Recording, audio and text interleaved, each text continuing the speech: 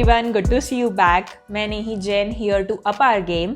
आज अपन logarithmic function के बारे में पढ़ने वाले हैं. लॉगरिथमिक फंक्शन एक तरह का फंक्शन है जो एनसीईआरटी के सेट्स रिलेशंस एंड फंक्शंस में मेंशन नहीं है, क्लास 11 के सेट्स रिलेशन फंक्शन में मेंशन नहीं है, बट उसकी एप्लीकेशंस फिजिक्स, केमिस्ट्री, मैथ्स तीनों में आती है. एप्लीकेशन अलग अलग तरह की आती है. मैथ्स में बहुत सारे क्वेश्चंस में लॉग फंक्शन डाल दिया जाता है, तो अगर आपको लॉग फंक्शन की बेसिक चीज़ें नहीं पता है तो वो क्वेश्चन अटक जाएगा, वो क्वेश्चन आगे सोल्व नहीं हो पाएगा. इसलिए अपन आज लॉग फंक्शन क्या होता है, लॉगरिथमिक फंक्शन क्या होता है, वो स्टडी कर लेंगे. आज के एक लेक्चर में अपन लॉगरिथमिक फंक्शन कंप्लीट कर देंगे and then we'll head on to the third chapter of class 11th NCERT, that is trigonometric functions. उससे पहले आप वीडियो को लाइक कर लीजिए, चैनल को सब्सक्राइब कर लीजिए, बेल आइकन दबा दीजिए, इंस्टाग्राम पे पढ़ले.in को फॉलो कर लीजिए और टेलीग्राम पे पढ़ले 11th जेईई नीट का चैनल ज्वाइन कर लीजिए. बेस्ट मटेरियल के लिए पढ़ले की ऑफिशियल वेबसाइट www.padle.in को विजिट कर लीजिए. अब पानी पीकर पढ़ना चालू करते हैं अपन. सो लॉगरिथमिक फंक्शन एज यूजुअल अपन वहाँ से चालू करेंगे जो अपने को आता है. हमें 2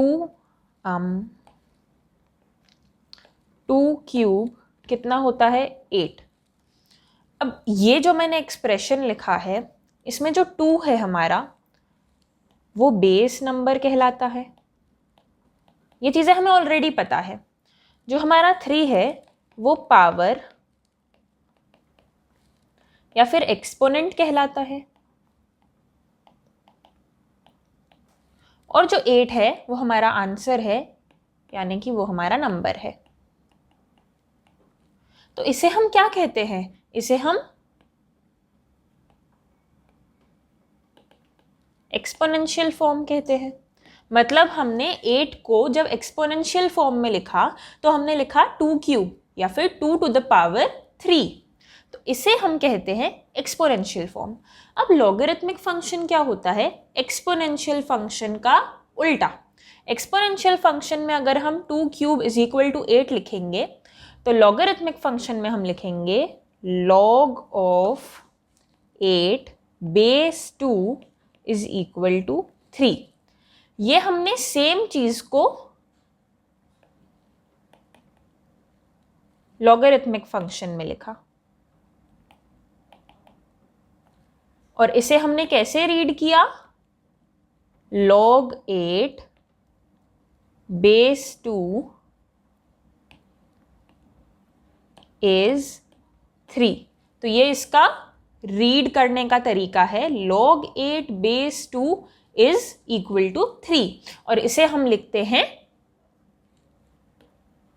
ऐसे. log नीचे वाली क्वांटिटी हमारी बेस होती है, ये वाली क्वांटिटी हमारा नंबर होता है, और आंसर हमारी पावर होती है. तो जब हमने 2 क्यूब इज इक्वल टू 8 को लॉग फॉर्म में लिखा तो हमें मिला log 8 base 2 is equal to 3. देख लीजिए, बेस 2 था तो बेस इस जगह पे आया, नंबर 3 था तो नंबर इस जगह पे आया, सॉरी पावर 3 थी तो पावर इस जगह पे आई, और नंबर 8 था तो नंबर इस जगह पे आया. तो ये हमने एक्सपोनेंशियल फॉर्म से कन्वर्ट कर दिया लॉगरिथमिक फॉर्म में.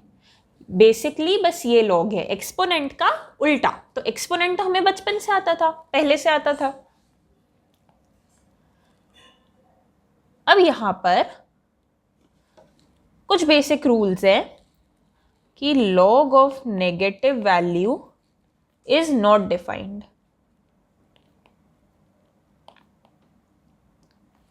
या फिर log of 0 is not defined. या फिर log of something base negative is not defined. log of something base 0 is also not defined, and log of something base 1 is also not defined.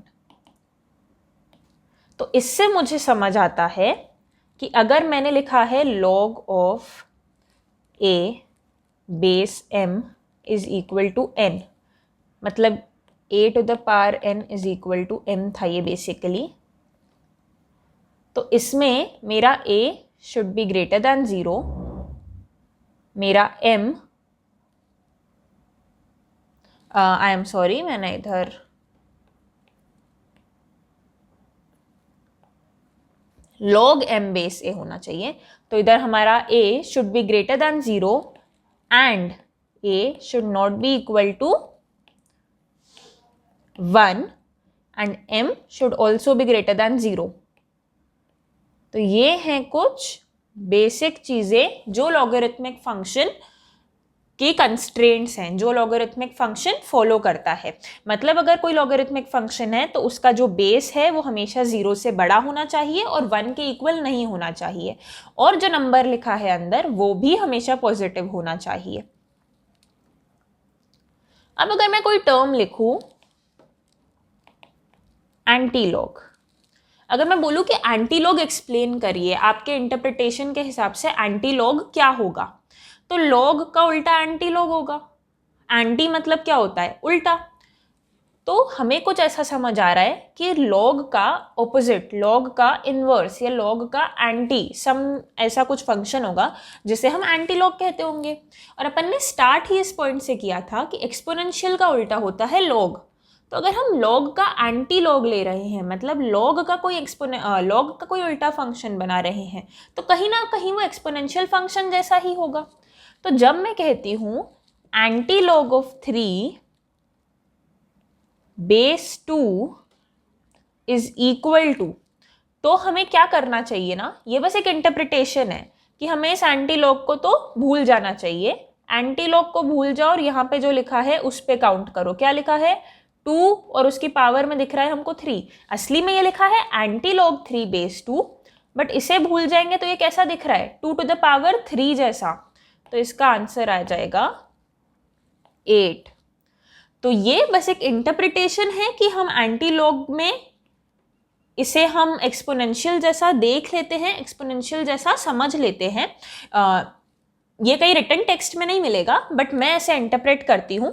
तो जब भी तुमको antilog of something base 2 base something दिया हो, मतलब log of m base a is equal to n को मैं अगर एंटी लॉग में लिखूंगी तो मैं लिखूंगी antilog of n base a is equal to m, और ये एक तरीके से था a to the power n is equal to m। तो इधर इसको मारो गोली तो ये दिख रहा है a to the power n is equal to m form का। तो ये होता है एंटी लॉग। तो कई बार क्वेश्चंस में इस तरीके से देने की बजाय ये लोग एंटी लॉग दे देते हैं, तो वो भी अपने को समझ आ जाना चाहिए। अब अपन कुछ कन्वर्जन्स करके देख लेते हैं। अगर मैं आपको बोलूं 3 स्क्वायर इज इक्वल टू 9 को लॉग फॉर्म में लिखिए, तो कैसे लिखेंगे? log 9 base 3 is equal to 2। ठीक है। मैं बोलूं 5 to the power 0 is equal to 1 को लॉग फॉर्म में लिखिए, तो कैसे लिखेंगे? log 1 base 5 is equal to 0। मैं बोलूं 7 to the power 0 is equal to 1 को लॉग फॉर्म में लिखिए, तो लिखेंगे log 1 base 7 is equal to 0। 9 to the power 0 is equal to 1 को लॉग फॉर्म में लिखते हैं, log 1 base 9 is equal to 0। मतलब a to the power 0 is equal to 1, किसी भी नंबर की पावर 0 1 के बराबर होती है। इसे हमको लॉग फॉर्म में लिखना हो तो हम लिखेंगे log 1 base a is equal to 0। इसका मतलब जब भी m 1 के बराबर हो, irrespective of any base, base कुछ भी हो, लेकिन जब हम 1 का लॉग ले रहे हैं तो आंसर हमेशा 0 आएगा। ठीक है, तो ये एक पॉइंट। फिर अगर मैं बोलूँ 5 to the power 1 is equal to 5 का लॉग लो तो मिलेगा हमें log 5 base 5 is equal to 1। 7 to the power 1 is equal to 7 का लॉग लूंगी तो मिलेगा log 7 base 7 is equal to 1। 9 to the power 1 is equal to 9 का लॉग लूँगी तो हमें मिलेगा log 9 base 9 is equal to 1। मतलब a to the power 1 is equal to a, किसी भी नंबर की पावर 1 मतलब वो नंबर इटसेल्फ होता है, तो इसका लॉग फॉर्म होगा log a base a is equal to 1। मतलब जब नंबर और बेस बराबर होते हैं तो लॉग हमेशा 1 के इक्वल होता है। अगर नंबर और बेस बराबर है तो लॉग हमेशा 1 के इक्वल होगा। ये दो चीजें समझ आती हैं। कौन सी दो चीजें देखी अभी तक अपन ने? कि log 1 base a is equal to 0 and log a base a is equal to 1।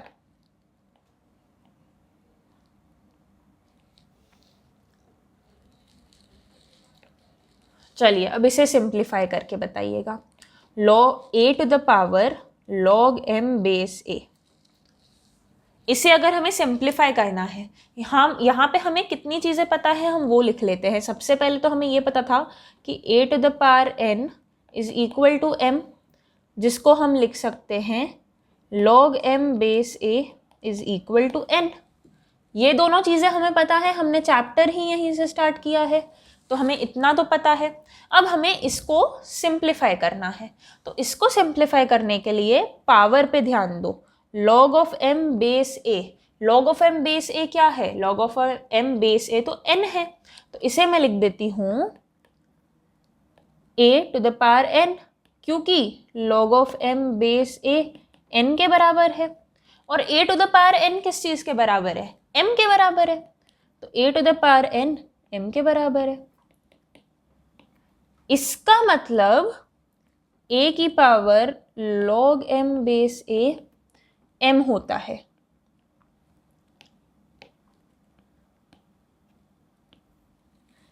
इससे देखो कैसे इंटरप्रेट कर सकते हैं। अगर ये और ये पोजीशन पे नंबर्स सेम है तो ये सबको काटो और ये जो m है ये उतर के नीचे आ जाएगा। अगर ये नंबर और बेस सेम है, अगर ये नंबर और बेस सेम है तो इन सबको काटो, ये m उतर के नीचे आ जाएगा। बात समझ आई? अगर ये नंबर और बेस सेम है तो ये सब कट जाएगा और ये जो log के अंदर नंबर था m ये उतर के नीचे आ जाएगा। क्या ये इजी था? क्या ये समझ आया? अभी तक हमने कौन सी 3 चीज़ें देखी, हम एक और बार देख लेते हैं। log 1 base a is equal to 0, log a base a is equal to 0 and a to the power log m base a is equal to m। चलो अब कुछ क्वेश्चन कर लेते हैं हम। 3 to the power log x base 3 plus x plus 1 is equal to 0। इसे solve करना है हमें। क्वेश्चन कुछ ऐसा है, फाइंड x सच दैट और उसके बाद ये जो इक्वेशन लिखी हुई है वो इक्वेशन दी है। तो सबसे पहले तो हम इधर क्या करेंगे, ये 3 और ये 3 इधर दोनों जगह नंबर सेम है तो इसको काटो, x नीचे आ जाएगा। तो ये x plus 1 is equal to 0, 2x plus 1 is equal to 0, x is equal to -12। हमें x की वैल्यू मिल गई, जिससे कि ये इक्वेशन सेटिस्फाई हो रही है। क्या ये इक्वेशन इस x से सेटिस्फाई हो रही है? अब ऐसी जगहों पे हमें ये चेक करना बहुत ज़रूरी होता है। एक टर्म है हमारे पास log x बेस 3, तो ये जो टर्म है इसमें हमारा x ग्रेटर देन 0 होना चाहिए। क्यों? क्योंकि log के अंदर वाला नंबर हमेशा 0 से बड़ा होना चाहिए, इसलिए इस जगह पे x ग्रेटर देन 0 होना ही चाहिए। ये मैंडेटरी कंडीशन है, तभी तो log एक फंक्शन बनेगा। log के बेसिक कंस्ट्रेंट्स हैं ये, मतलब log साथ आएगा तो अपने कंस्ट्रेंट्स को साथ लेकर आएगा। 3 तो greater than 0 and not equal to 1 है, बाकी हमें x ग्रेटर देन 0 चाहिए। तो x -1/2 हो सकता है क्या? नहीं हो सकता है, तो x can not be equal to -12। मतलब ये जो सोल्यूशन है ये रिजेक्टेड है। ऐसे हम सॉल्यूशंस को रिजेक्ट करते हैं। कई बार हमें बहुत सारे सॉल्यूशन मिल जाएंगे, पर वो ओरिजिनल इक्वेशन में डालना बहुत ज़रूरी होते हैं, और ये देखना होता है कि किसी भी कंस्ट्रेंट को हर कंस्ट्रेंट को वो फुलफिल कर रहे हों। तो इसलिए हमारा x is equal to -½ reject हो गया, और कोई x तो हमें मिला ही नहीं था। तो हमारा जो आंसर आएगा वो क्या होगा, x बिलोंग्स टू फाई। कोई x नहीं है जो इस इक्वेशन को सेटिस्फाई कर सके। एक question, log of √5 √5 up till infinity चलते जा रहा है ये √5 मतलब रूट के अंदर रूट और बेस 5। इसे हमें सिंप्लीफाई करना है। तो इसको इन तरह के क्वेश्चंस को करते कैसे हैं ये देख लो। ये जो पूरा अंदर का पार्ट है, मतलब रूट ऑफ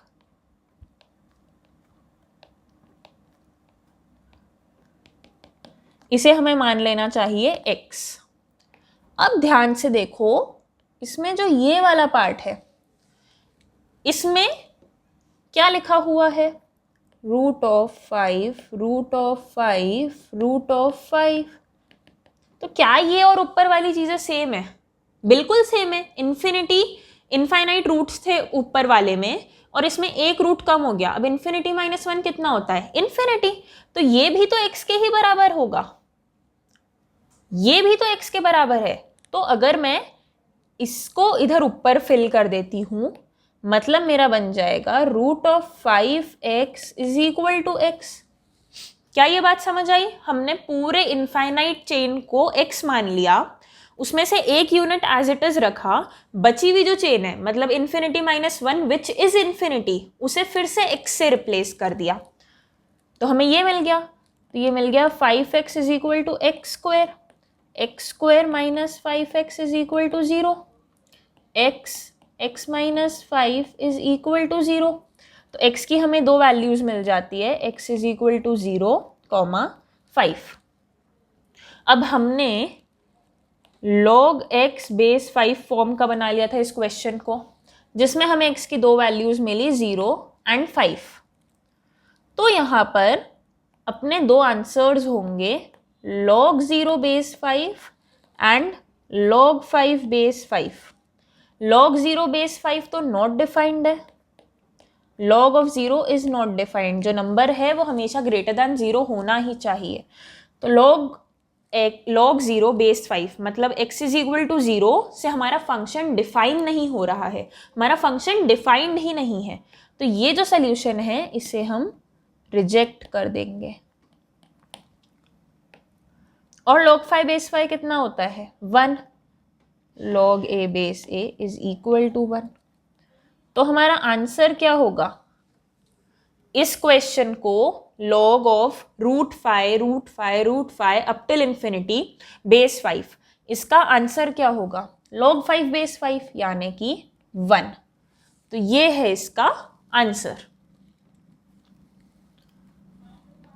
अब यहाँ पे ना बेस के भी दो टाइप्स होते हैं, मतलब मैंने अगर लिखा है log x बेस a, तो ये जो a है ये बेस है, ये हमारा बेस है। तो कॉमन बेस एक चीज होती है,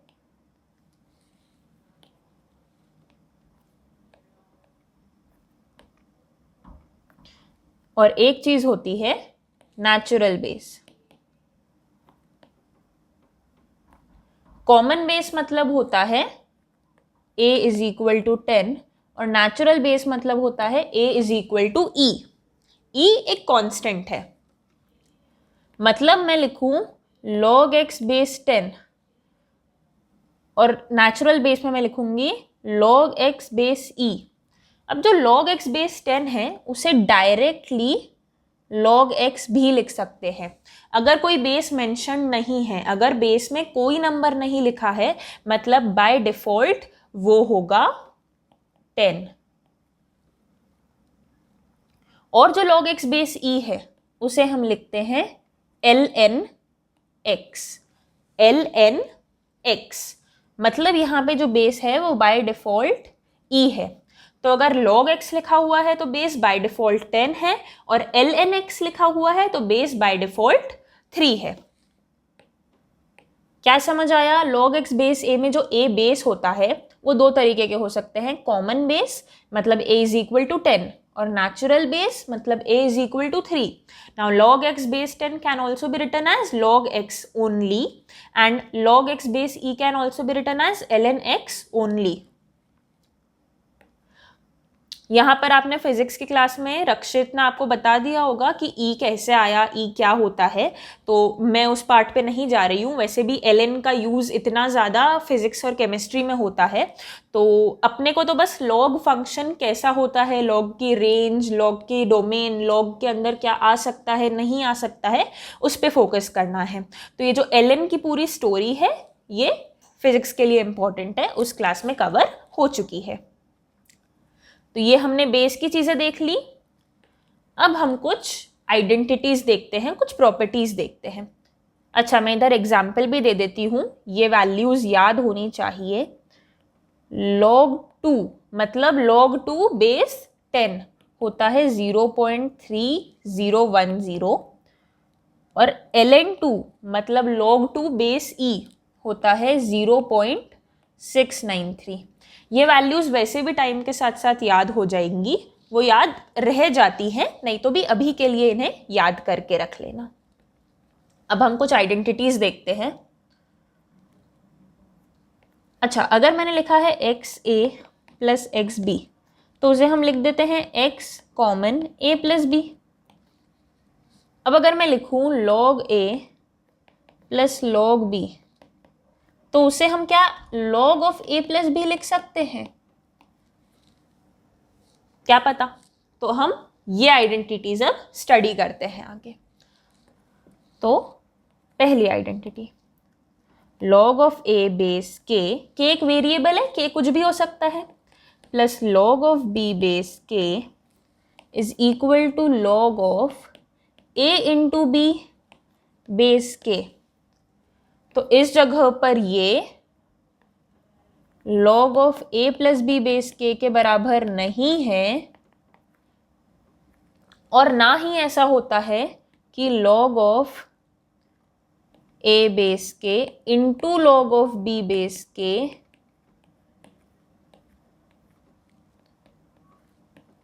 log of a plus b base k के बराबर हो. ये दोनों चीज़ें गलत है. इन दोनों में से भी किसी चीज़ के साथ कंफ्यूज मत होना. ओरिजिनल आइडेंटिटी ये है और बस ये फॉलो होती है. ऐसे कोई भी डिडक्शंस बना के यूज़ मत कर लेना किसी क्वेश्चन में. तो हम ओरिजिनल आइडेंटिटी प्रूव करते हैं. अल्फ़ा को मैं मान लेती हूँ log a बेस के, बीटा को मैं मान लेती हूँ log b बेस के. इसको अगर मैं एक्सपोनेंशियल फॉर्म में लिखूं तो मुझे a मिल जाएगा अल्फ़ा की पावर k की पावर अल्फ़ा और b मिल जाएगा k की पावर बीटा. यहाँ तक बात समझ आती है? अब अगर मैं दोनों इक्वेशंस को मल्टीप्लाई कर दूं, मतलब a इंटू बी करूँ तो मुझे मिल जाएगा k की पावर अल्फ़ा इंटू k की पावर बीटा. ये बात तो शायद 9th स्टैंडर्ड में ही पढ़ ली थी कि अगर नंबर्स मल्टीप्लाई होते हैं तो उनकी पावर्स क्या होती है ऐड. तो इसको मैं लिख दूंगी k की पावर अल्फ़ा प्लस बीटा. यहाँ से हमें क्या मिला, a into b is equal to k to the power alpha plus beta. अब मैं इसे फिर से लॉगरिथमिक फंक्शन में बना लेती हूँ तो मेरा बन जाएगा alpha plus beta is equal to log a into b base k. तो अल्फ़ा और बीटा क्या था हमारा, log a base k plus log b base k is equal to log a into b base k. RHS is equal to LHS, hence proved. क्या prove किया हमने, log a base k plus log b base k is equal to log a into b base k. ठीक है, तो ये एक identity है. Second identity पे आते हैं. log a base k minus log b base के क्या होना चाहिए, ये log of a upon b base के. फटाफट वैसे ही डेरिवेशन करो जैसे अभी करी थी.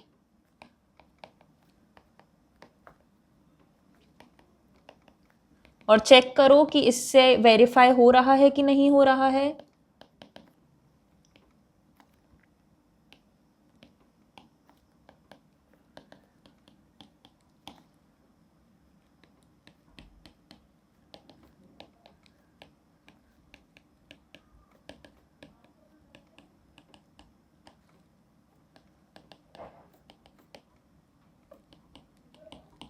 क्या ये वेरीफाई हो गया?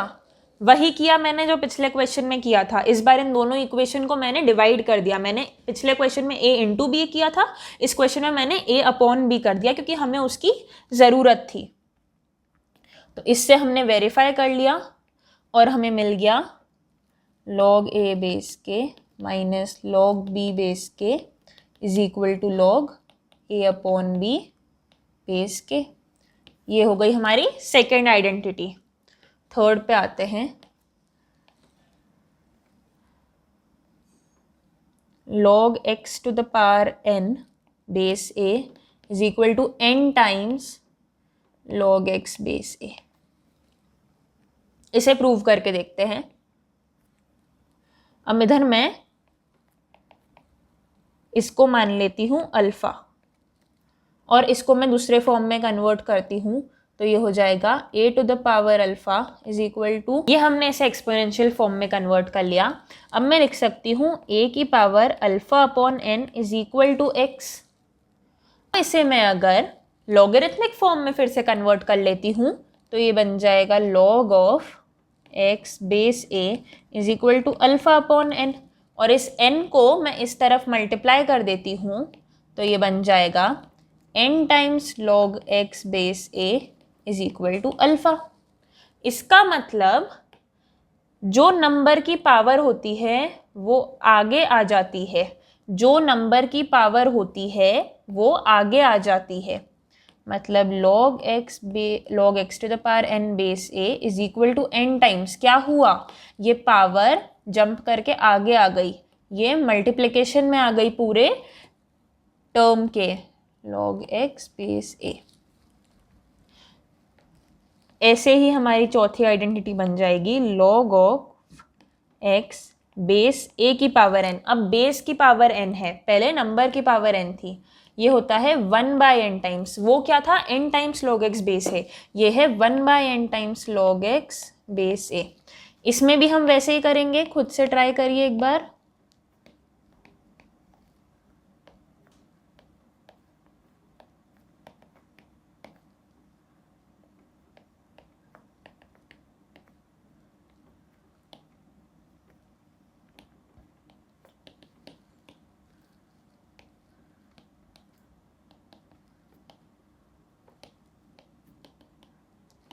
मिल गया?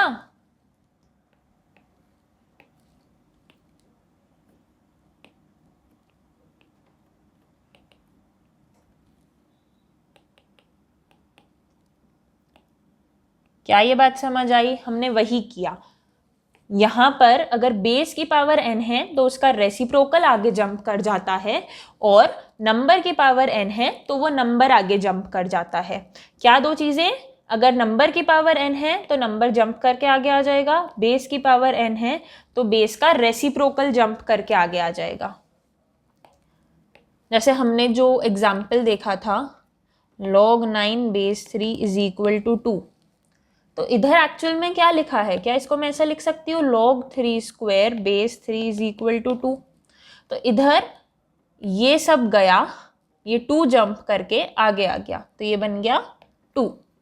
वैसे ही अगर मैं लिख दूँ log 3 बेस 9, मतलब ये लिखा हुआ है log 3 बेस 3 स्क्वायर, या फिर मैं ऐसा लिख सकती हूँ log 3 स्क्वायर का रूट बेस 3 स्क्वायर, मतलब log 3 स्क्वायर का अंडर रूट बेस 3 स्क्वायर। तो ये सब गया और ये हाफ जंप करके आगे आ गया तो ये बन गया हाफ। या फिर इधर ही मैं डायरेक्टली इसकी पावर का रेसिप्रोकल आगे ले आती तो वो बन जाता हाफ। तो एग्जाम्पल से ये चीज़ समझ आ गई, डेरिवेशन से ये चीज़ समझ आ गई। हमने क्या 4 चीज़ें देखी, हम फिर से लिख लेते हैं। log a base k plus log b base k is equal to log a into b base k, log a base k minus log b base k is equal to log a upon b base k, log x base a, log x to the power n base a is equal to n times log x base a, number की power उचक के आगे आ गई, और log x base a की power n is equal to 1/n times log x base a। Base की power का रेसिप्रोकल उचक के आगे आ गया। क्या ये चार चीज़ें क्लियर हैं? 1, 2, 3 एंड 4 ये चार बेसिक आइडेंटिटीज़ हैं जिनकी हेल्प से बहुत सारे क्वेश्चंस सॉल्व हो जाते हैं, तो ये आना चाहिए। अब मैं कुछ पॉइंट्स बताना चाहूँगी। If the number and base are greater than 1, तो जो लॉग का आउटपुट होता है वो पॉजिटिव होता है। If the number and base are both between 0 to 1, तो जो आउटपुट होता है वो पॉजिटिव ही होता है। But if the number, if one of the number and the base is greater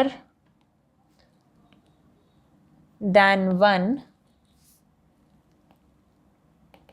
while other is between 0 and 1, तो जो आउटपुट होता है वो होता है नेगेटिव। क्या समझ आया कि जो बेस है और जो नंबर है दोनों अगर ग्रेटर देन 1 है तो आउटपुट पॉजिटिव, दोनों अगर 0 से 1 के बीच में लाई कर रहे हैं तो आउटपुट नेगेटिव, और अगर दोनों के दोनों अलग अलग रीजन्स में लाई कर रहे हैं, मतलब एक 0 से 1 के बीच में और एक 1 से बड़ा, तो हमारा आउटपुट नेगेटिव आएगा। क्या ये बात क्लियर है? अब हम एक और थ्योरम देखते हैं which is base changing theorem. Base changing theorem Rakshit ने फिजिक्स की क्लास में नहीं करवाई थी, इसका फिजिक्स में इतना एप्लीकेशन नहीं है, उसे मैथ्स में एप्लीकेशन ज़्यादा है उसका, तो यहाँ पे बेस चेंजिंग थ्योरम क्या होता है अपन उस पर फोकस करते हैं। तो मैं ऐसा बोल सकती हूँ कि log a बेस b अगर लिखा हुआ है तो मैं ना एक मन से नया बेस ऐड कर सकती हूँ, मन से बेस बना सकती हूँ k, तो मैं दोनों log का बेस चेंज कर सकती हूँ और उसे इस फॉर्म में लिख सकती हूँ। ये मैं समझाती हूँ कैसे हुआ, कैसे किया। यहाँ पे अपन मान लेते हैं log a बेस b को अल्फ़ा, तो हमारा a क्या होगा, b की पावर अल्फ़ा। अब इसे जब हम RHS में डालते हैं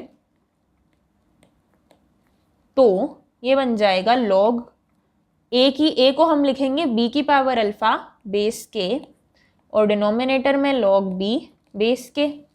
अभी हमने देखा नंबर की पावर उचक के आगे आ जाती है, तो इसको हम लिख देंगे alpha times log b base k upon log b base k।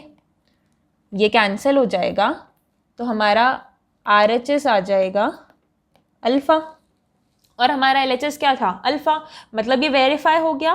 तो हमने क्या वेरीफाई किया कि log a बेस b को हम ऐसे लिख सकते हैं log a upon log b, बस जो दोनों बेस हैं वो सेम होने चाहिए। वो कोई भी एक बेस है जो हमने दोनों में डाल दिया है, अगर हमने सेम बेस डाले हैं तो हम log a बेस b को ऐसे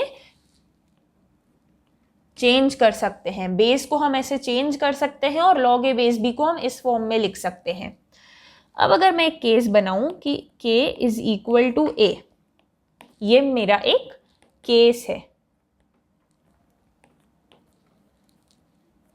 तो मेरा जो log a base b is equal to log a base k upon log b base k था, वो बन जाएगा log a base a upon log b base a।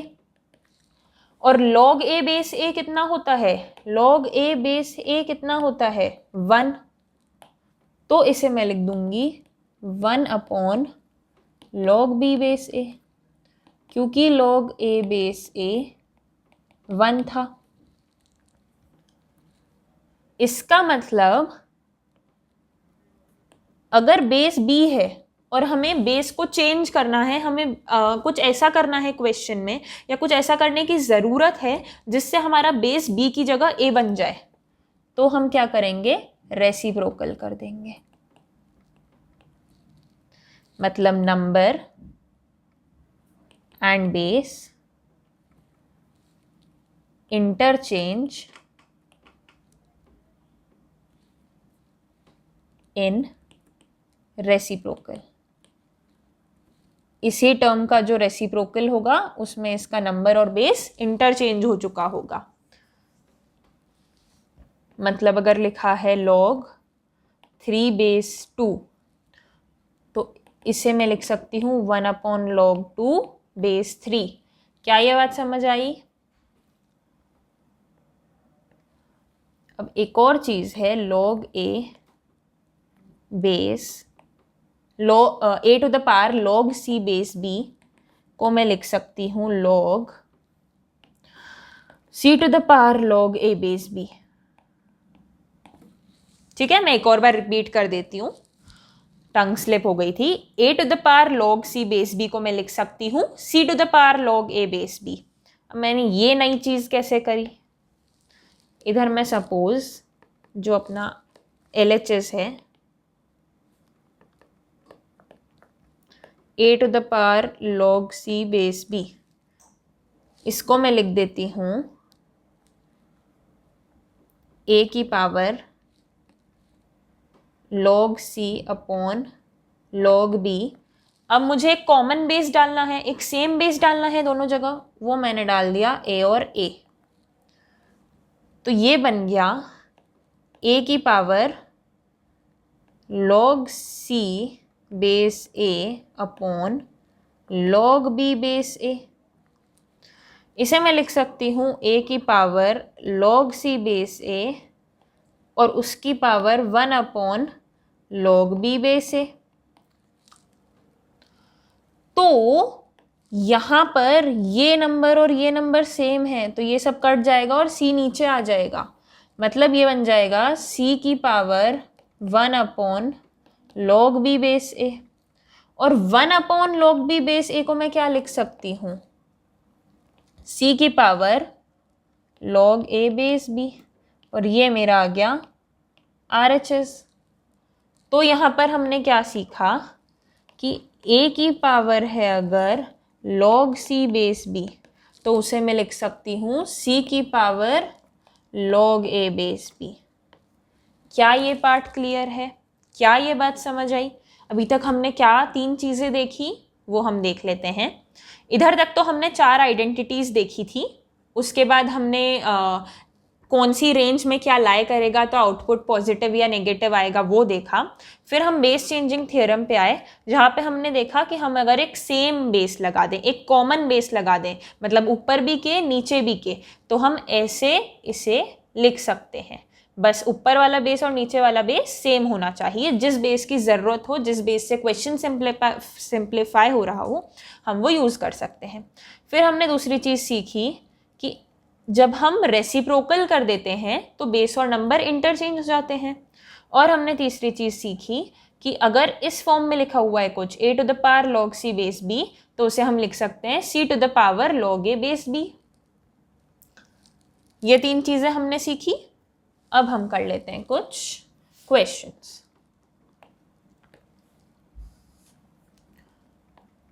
Sixty 4 की पावर log 5 बेस 2, इसे हमें करना है सिंप्लीफाई। तो इधर सिंप्लीफाई करने जैसा दिख ही क्या रहा है, 5 को तो अपन किसी के टर्म्स में लिख नहीं सकते, 5 को किसी पावर के टर्म्स में भी नहीं लिख सकते, 2 का भी कोई एक्सपोनेंशियल फॉर्म नहीं है जिसमें हमें उसे एक्सप्रेस कर सके। 64 को हम लिख सकते हैं 2 to the power 6। क्या ये सही है? तो अगर मैं इसे लिख देती हूँ 2 की पावर 6 की पावर log 5 बेस 2। अब अगर a to the power n to the power m होता है तो वो a की पावर n इंटू m होता है, तो ये हो जाएगा 2 की पावर 6 टाइम्स log 5 बेस 2। अब ये जो आगे गिरा हुआ 6 है ये 5 की पावर पे जाके चढ़ेगा, तो मैं लिख देती हूँ 2 की power log 5 to the power 6 base 2। क्यों? क्योंकि log x to the power n base a is equal to n times log x base a। ये यूज किया है मैंने यहाँ पे।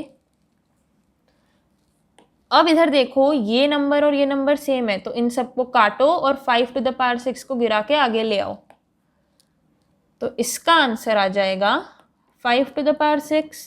क्यों? क्योंकि a to the power log m base a होता है m, ये यूज किया है मैंने यहाँ पे, और मेरा आंसर आ गया है 5 to the power 6।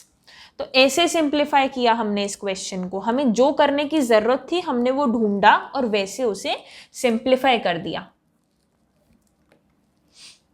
अगर मुझे दिया है 2 to the power root of log 3 base 2 और इसे मुझे कन्वर्ट करना है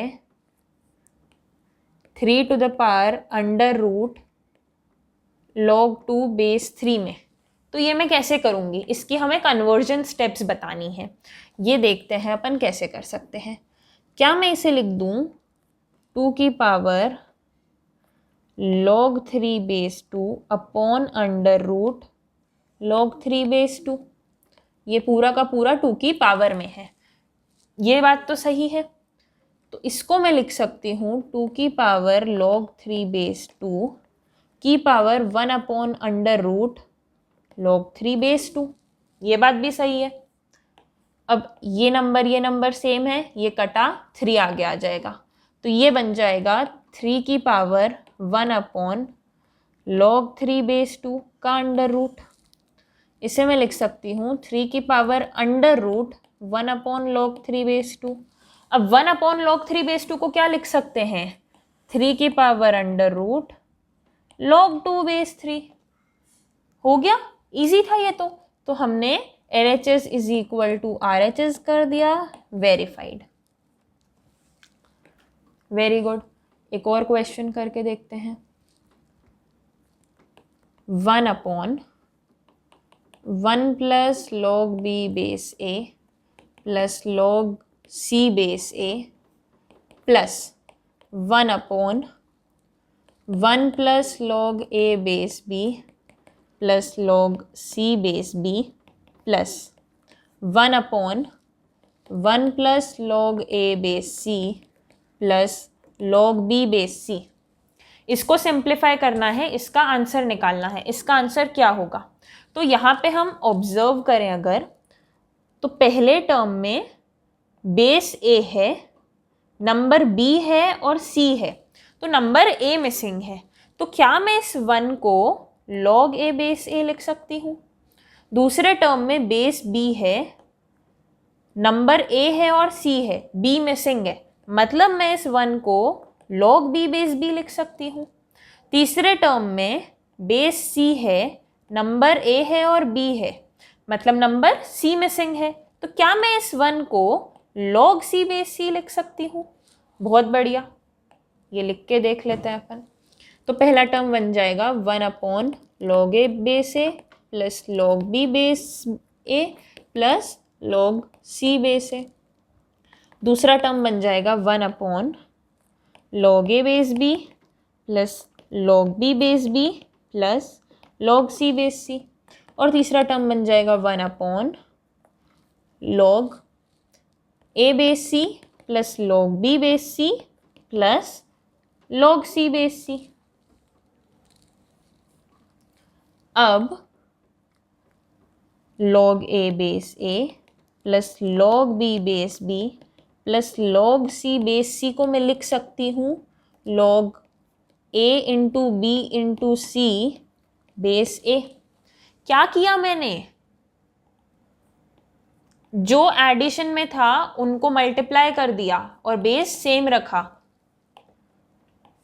अपनी फर्स्ट आइडेंटिटी। तो इस आइडेंटिटी को यूज करके पहला टर्म बन जाएगा 1/log a b c base ए, दूसरा टर्म बन जाएगा 1/log a b c base b और तीसरा टर्म बन जाएगा 1/log a b c base C.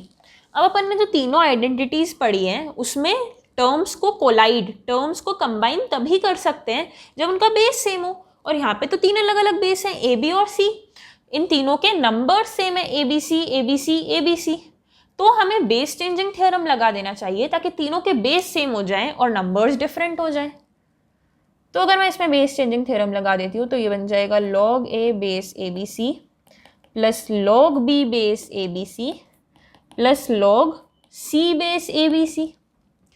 फिर से मैं इधर फर्स्ट आइडेंटिटी लगा देती हूँ एडिशन वाली, वो हो जाएगा log a into b into c base a b c, और log a बेस ए कितना होता है 1, तो आंसर क्या आया इस पूरे का 1। मतलब इसे हमने अलग अलग फॉर्म में लिख दिया 1 को और फिर 3 बार आइडेंटिटी लगा दी तो हमें आंसर मिल गया 1। और क्वेश्चन करते हैं हम, log of 4 to the power x minus 1 base 3 plus log of 4 to the power x minus 3 base 3 is equal to 1। तो ऐसे कौन से x है जो इसको सेटिस्फाई करते हैं, हमें बस वो निकालना है। इधर दो टर्म्स ऐड हो रही है जिनका बेस सेम है, तो हम नंबर्स को कर देते हैं मल्टीप्लाई,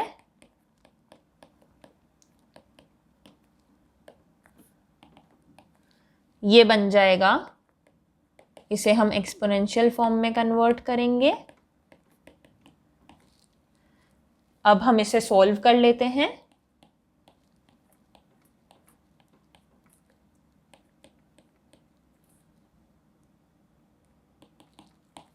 तो इसके दो टर्म्स आ जाएंगे,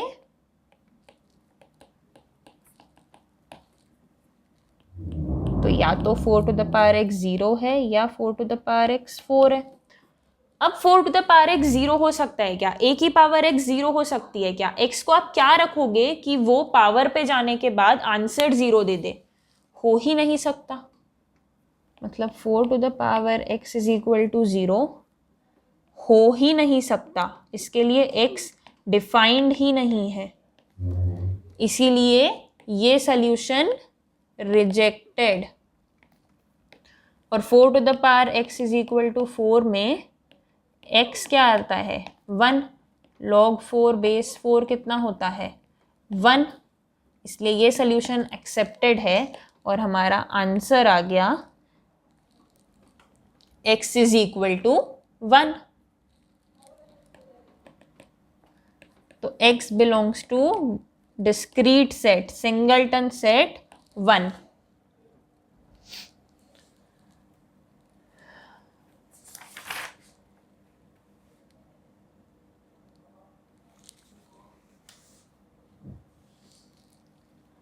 अब हम बस एक ग्राफिकल रिप्रेजेंटेशन देख लेते हैं।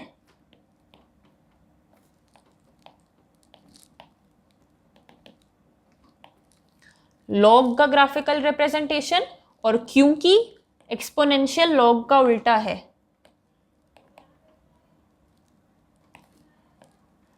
तो हम साथ ही साथ एक्सपोनेंशियल का भी ग्राफिकल रिप्रेजेंटेशन देख लेंगे। ये ग्राफ कैसे बने, बस प्लॉट कर करके बने।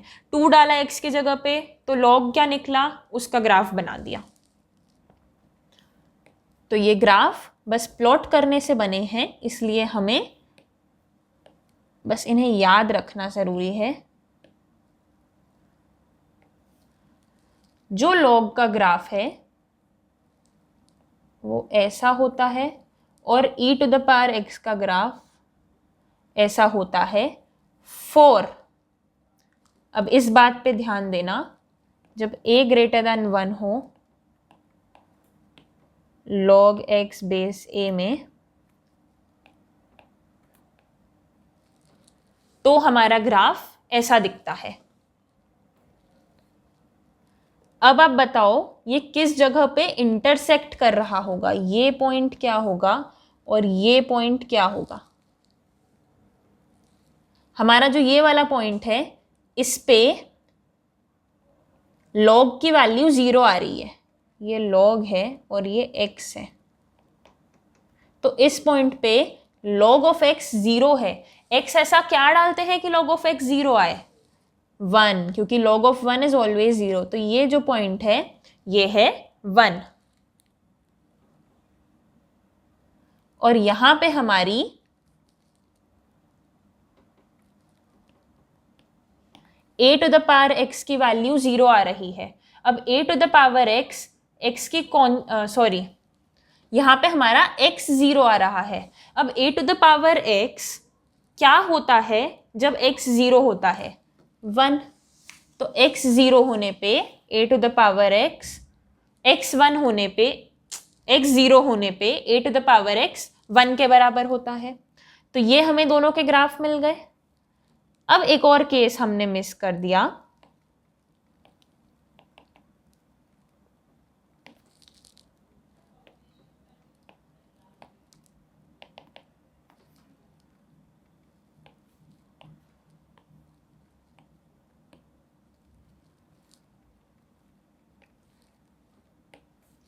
ये ग्राफ ऐसा दिखेगा और ये ग्राफ ऐसा दिखेगा जब a 0 से 1 के बीच में,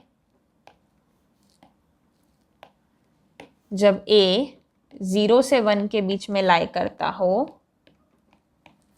ये फंक्शन है log x बेस a और ये फंक्शन है a to the power x। अब वो जो 1 का प्लॉटेशन था वो तो अभी भी सेम ही रहेगा, अभी भी ये 1 पे ही 0 होगा और अभी भी x इज इक्वल टू 0 पे ही 1 देगा।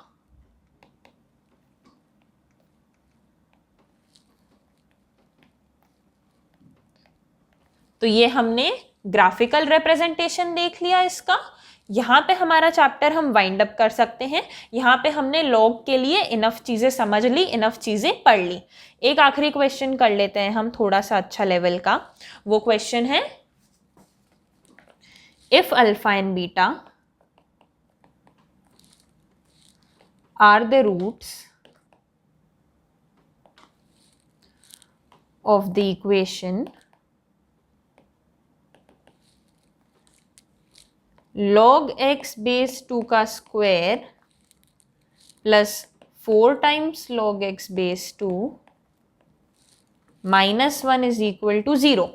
ये हमें क्या दे रखी है, इक्वेशन, और अल्फा और बीटा क्या है इसके roots. Then find the value of log alpha base beta plus log beta base alpha. हमें गिवन क्या क्या है हम वो देख लेते हैं।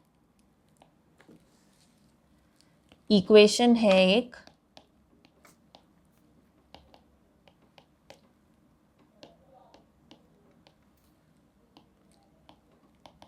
जिसके 2 रूट्स हैं अल्फा और बीटा, मतलब x की 2 वैल्यूज हैं अल्फा और बीटा। तो log x बेस 2 की कितनी वैल्यूज होंगी, log अल्फा बेस 2 और log बीटा बेस 2। क्या ये बात सही है, क्या ये बात समझ आई। अब अगर मैं, ये क्वाड्रेटिक इक्वेशन काय की है, ये क्वाड्रेटिक इक्वेशन x की है क्या, नहीं, ये quadratic equation log x base 2 की है। मतलब quadratic of log x base 2 है अगर, तो सम ऑफ रूट्स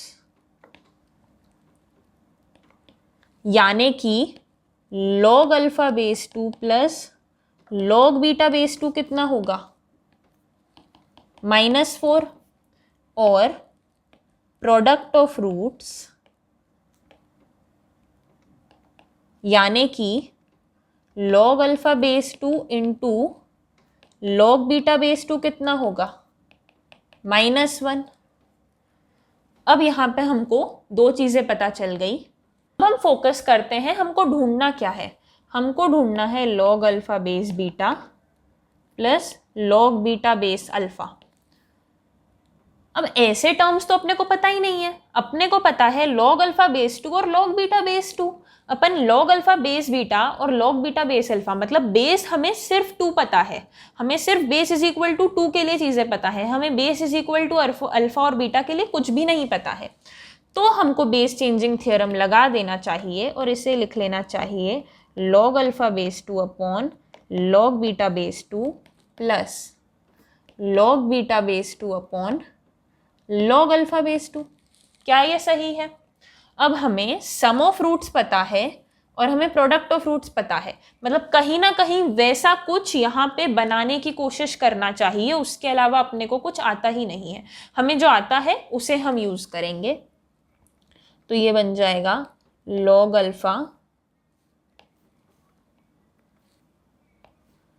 अल्फा बेस 2 का square plus log beta base 2 का square upon log alpha base 2 into log beta base 2। ये तो क्या है, ये तो सीधा सीधा प्रोडक्ट ऑफ रूट्स है, तो इसकी वैल्यू तो -1 है, ये तो अपने को पता है, तो डिनोमिनेटर तो सॉर्टेड है। अब जो न्यूमरेटर है log अल्फा बेस 2 का square plus log beta base 2 का स्क्वायर, इसको अपन ऐसा कैसे लिखें कि अपने को जो पता है वो इंफॉर्मेशन यूज हो जाए। तो a square plus b square होता है a प्लस बी का होल स्क्वायर माइनस 2ab। क्या ये सही है? इस 2ab को इधर लाके देखो, a square plus b square plus 2ab is equal to a plus b का होल स्क्वायर। ये तो अपने को पता है ना, तो हम इस आइडेंटिटी को यूज करेंगे और हम log अल्फा बेस 2 का square plus log beta base 2 का स्क्वायर को लिखेंगे log alpha base 2 plus log beta base 2 का whole square -2 times log alpha base 2 into log beta base 2। क्या ये बात सही है? अब ये है हमारा सम ऑफ रूट्स और ये है हमारा प्रोडक्ट ऑफ रूट्स। तो अभी तक अपन ने जो जो सॉल्व किया उसको अपन लिख लेते हैं। log alpha base 2 plus log beta base 2 का square -2 times log alpha base 2 log beta base 2 upon log alpha base 2 into log beta base 2। अब log alpha base 2 plus log beta base 2 कितना होता है, -4 का square -2 into product of roots कितना था, -1, और product of roots denominator में फिर से -1, तो ये हो जाएगा 16 + 2 upon -1 which is equal to -18। तो अपना जो आंसर है वो आ गया -18। क्या ये पार्ट क्लियर है? क्या ये क्वेश्चन समझ आया?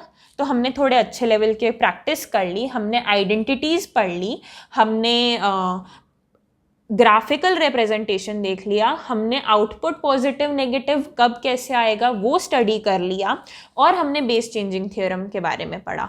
हमने 4 आइडेंटिटीज़ देखी, हमने आउटपुट पॉजिटिव और नेगेटिव कैसे आएगा ये देखा, हमने बेस चेंजिंग थ्योरम पढ़ा, और उसके बाद हमने कुछ क्वेश्चन सॉल्व कर लिए और ग्राफिकल रिप्रेजेंटेशन देखा। तो लॉगरिथमिक फंक्शन के लिए ये इनफ है, आज की क्लास के लिए ये इनफ है। अगली क्लास से अपन ट्रिग्नोमेट्रिक फंक्शन स्टार्ट करने वाले हैं, अपन एनसीईआरटी के 3rd चैप्टर पे जाने वाले हैं। तो एनसीईआरटी के first 2 chapters NCERT level plus JEE level पे कंप्लीट होते हैं, रैपअप होते हैं। अब टेस्ट सीरीज जो है उसमें यहाँ तक का पूरा पोर्शन कंप्लीटेड होगा, उसमें यहाँ तक का पूरा पोर्शन कवर्ड होगा, और जो रेफरेंसेस हैं उसका फर्स्ट चैप्टर आप लोग अटेम्प्ट कर सकते हैं, उसका फर्स्ट चैप्टर आप लोग देख सकते हैं। लीनियर इक्वेशंस लीनियर इनइक्वालिटीज़ एक चैप्टर है जिसके जो कंसेप्ट्स हैं वो हम यूज़ करके डोमेन और रेंज बहुत ईजिली निकाल सकते हैं। बट अभी अगर हमें वो चैप्टर नहीं भी आता है, क्योंकि वो चैप्टर एनसीईआरटी में बाद में दिया हुआ है, तो अभी अगर हमें वो नहीं आता है तो हम लॉजिकली वो सॉल्व कर सकते हैं, जैसे हमने पिछली क्लास में काफ़ी क्वेश्चंस लॉजिकली सॉल्व किए थे। यहाँ पे मैं रैप अप करती हूँ इस वीडियो को। So good day, take care, study well and do attempt the test series. It is the most affordable test series. आप लोग उसे एनरोल कर चुके होंगे, उसे अटेम्प्ट कर देना and take care, peace out.